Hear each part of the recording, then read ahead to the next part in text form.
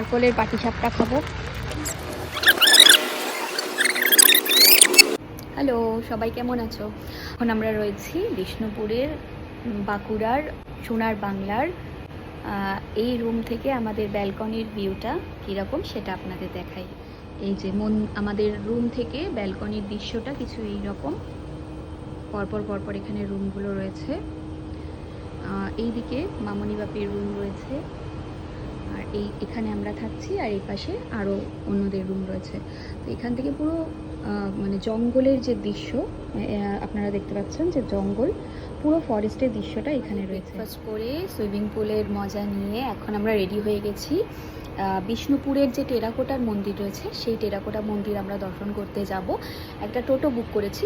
এখন 4টে বাজে, কিন্তু দেখুন আকাশটা কীরকম হয়ে রয়েছে, পুরো কালো অন্ধকারের মতো হয়ে রয়েছে। আমরা বিষ্ণুপুরে একটু টেরাকোটার মন্দির দর্শন করতে যাব বলে বেরিয়েছিলাম। এই এত বৃষ্টির মধ্যে আমরা ফেসে যাব, সেই কারণে আর বেরোচ্ছি না। একটু ওয়েট করে দেখছি কতক্ষণ লাগছে বৃষ্টিটা নেমে যাওয়ার পরে আকাশটা পরিষ্কার হচ্ছে কিনা। টোটো দাদা আমাদের বলেছে একটু ওয়েট করে একটু দেখবে। তো বৃষ্টিটা যদি নেমে যায়, বৃষ্টিটা যদি নেমে আকাশটা পরিষ্কার হয়ে যায়, তাহলে আমরা বেরোনোর জন্য ট্রাই করব।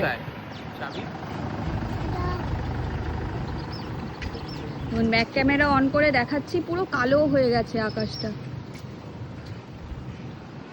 ঝমঝমিয়ে বৃষ্টি নামবে।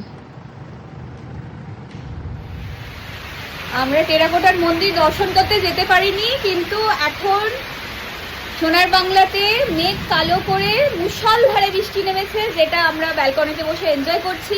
ব্যাক ক্যামেরা অন করে দেখাচ্ছি, দেখুন কিরকম পুরো মুষলধারে বৃষ্টি পড়ছে, আর আমরা ব্যালকনিতে বসে এনজয় করছি বৃষ্টিটাকে।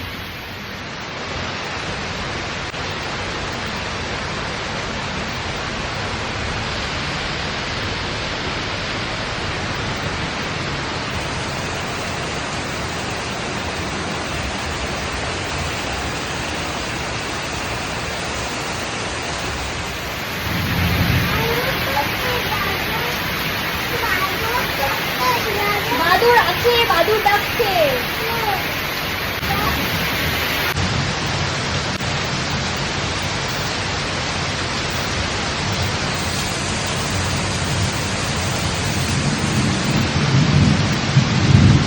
আমরা এখন ব্যালকনিতে বসে বৃষ্টি এনজয় করছি। বল জিয়ান, কি জোরে বৃষ্টি পড়ছে, খুব ভালো লাগছে।